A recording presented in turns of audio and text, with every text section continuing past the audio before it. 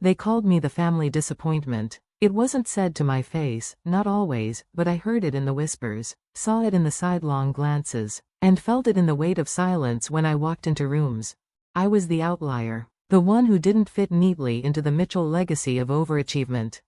I'm Amanda Mitchell. Until last week, I was the black sheep of a family that measured worth by degrees, salaries, and country club memberships, a family that believed success was loud, visible, and expensive.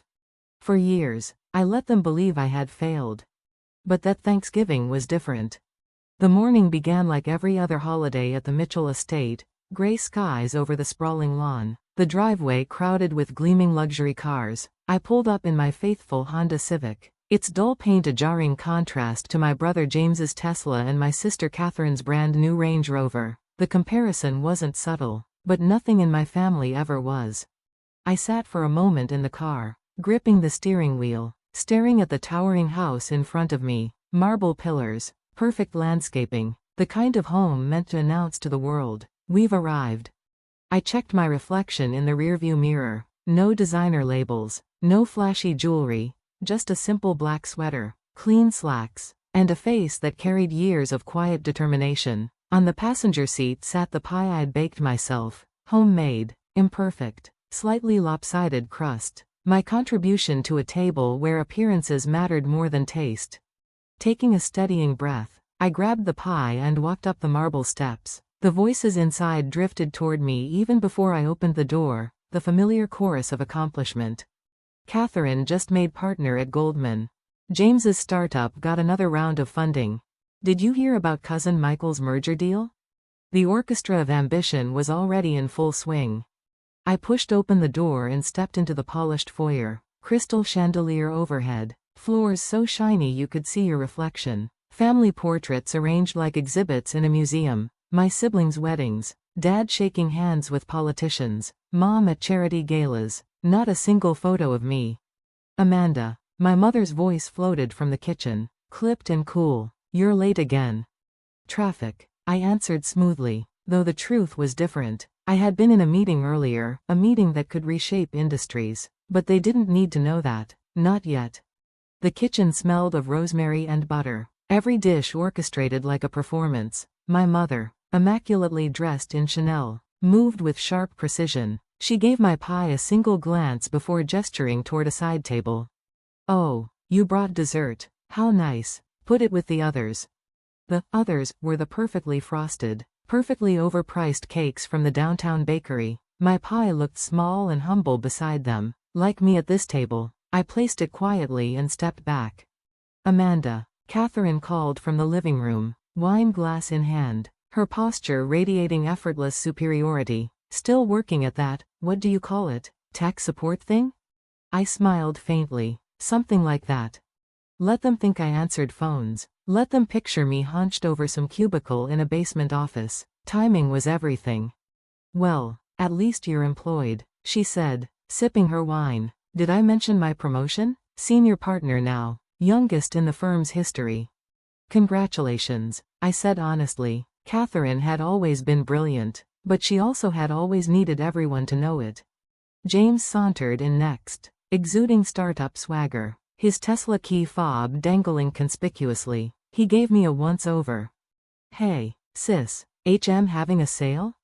"Target, actually," I replied without missing a beat. His grin widened, thinking he'd scored a point. If only he knew the true cost of my success, not measured in dollars, but in sleepless nights, impossible risks, and sacrifices no one at this table could fathom. Dad remained in his study until dinner was nearly ready. The study was his sanctuary, lined with leather-bound books and framed certificates, the place where he tracked the family legacy like a CEO monitoring quarterly reports. He looked up when I entered. His eyes, sharp behind rimless glasses, carried the weight of quiet judgment.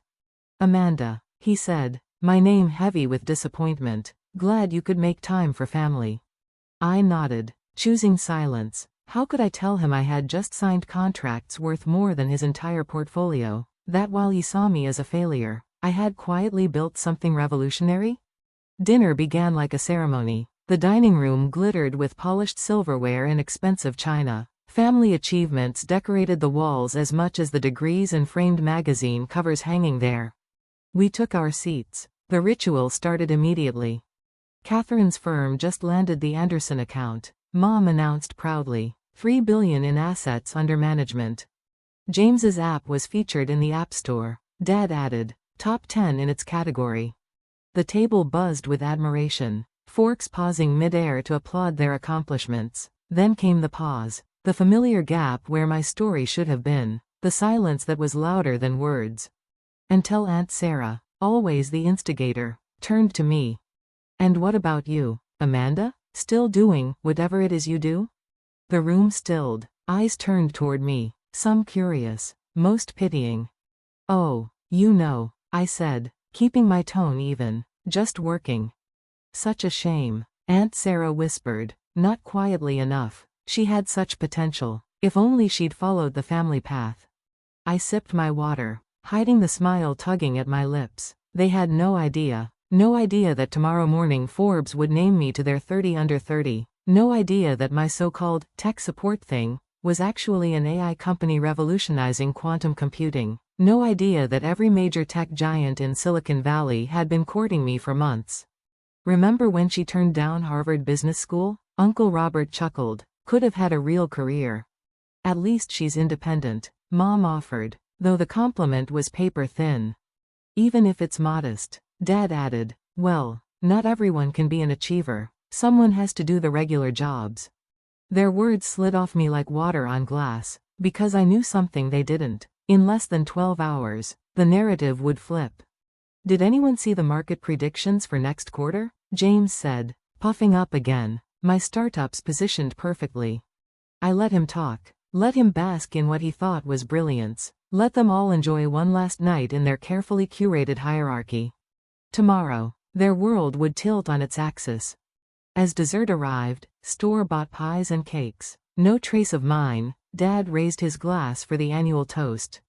To the Mitchell family legacy, he declared. To achievement, ambition, and excellence. Glasses clinked, smiles gleamed, and the air was thick with pride. I raised my own glass but didn't drink. Instead, I held it steady, waiting. Because by sunrise, the Mitchell definition of success would no longer be theirs. It would be mine. And I couldn't wait to watch them realize it.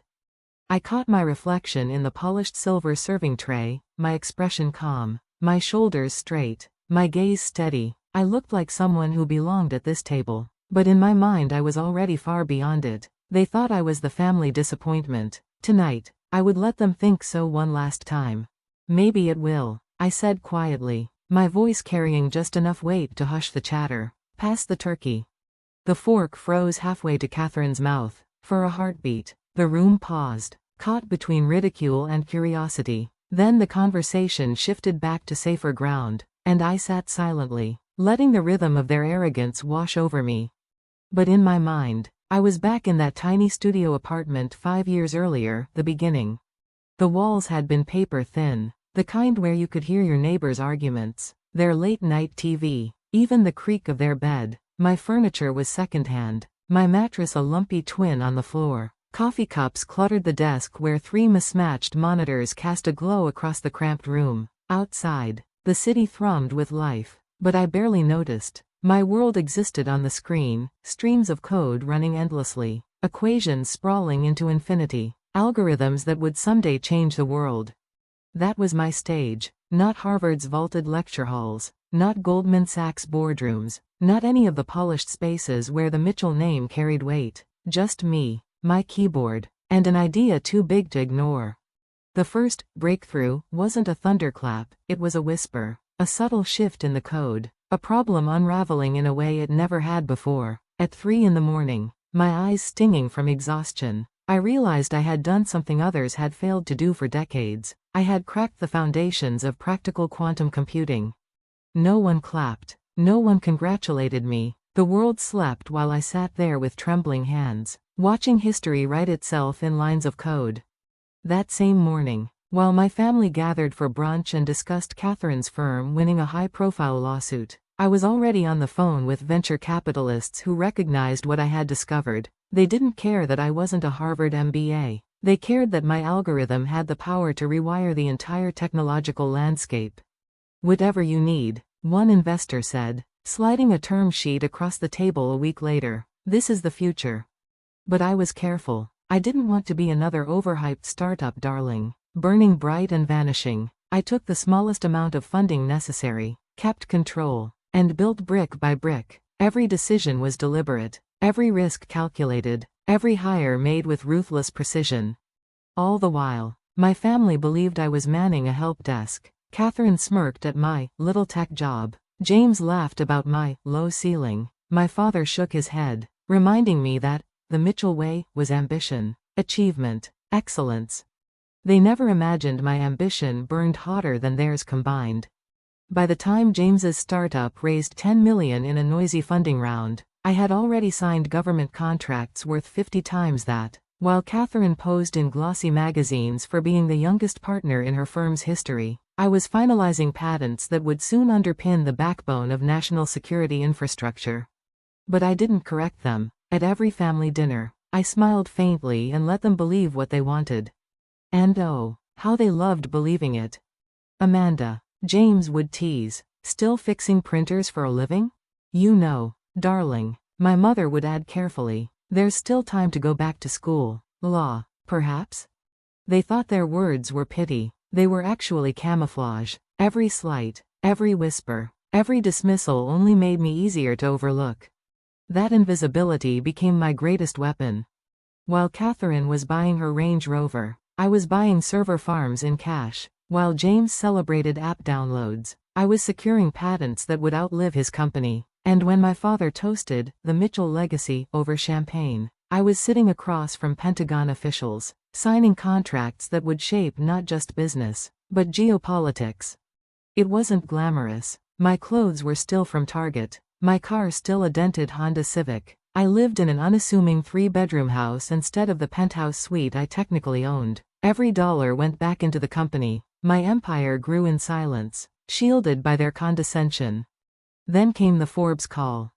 "We've verified your company's valuation," the reporter said, her tone brimming with awe. $4, $2 billion. You've stayed invisible this long, why come forward now? I thought of every family gathering, every backhanded comment, every toast that skipped my name. Timing, I said simply. The photo shoot was strange, spotlights, stylists, cameras capturing me against a stark black backdrop. They wanted to brand me, the hidden genius, the quiet billionaire who had built an empire in secret. I played the role, though inside I was still the woman with coffee-stained hoodies, racing against dawn to debug code. When the article went live, the world erupted. CNBC, tech's hidden billionaire, the quantum computing revolutionary no one saw coming. Wall Street Journal, Mitchell Innovations, the stealth company reshaping global technology. Bloomberg, meet Amanda Mitchell, the secretive genius behind modern quantum computing. My phone lit up like a firework. James called first, then Catherine, then my parents, then half a dozen relatives who'd never texted me unless it was to brag. But I ignored them all. I had one stop to make first, Thanksgiving dinner. Pulling into the driveway in my Honda, the scene had changed. Security guards manned the gate. Reporters swarmed outside. Inside, my family was in chaos. My mother's hands shook as she opened the door. "Amanda," she whispered, her perfect composure faltering, "why didn't you tell us?" Dad stood with a tablet in hand, the Forbes article glowing on the screen. His voice cracked. $4.2 billion. Give or take, I replied, stepping inside.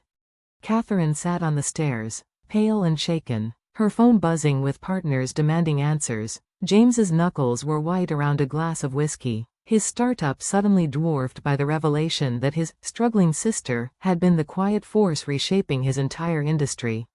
"But you drive a Honda," Aunt Sarah blurted, as though this detail outweighed everything else. "It's reliable," I said, carrying my homemade pie into the kitchen. For the first time in years, no one sneered at it. As silence fell, I turned back to them, calm as ever. "You wanted achievement, ambition, excellence," I said softly. "You just never thought it would come from me." Their faces were a mixture of shame, disbelief, and something else, fear. Perhaps, the realization that the family disappointment had rewritten the definition of success. I smiled faintly. Happy Thanksgiving.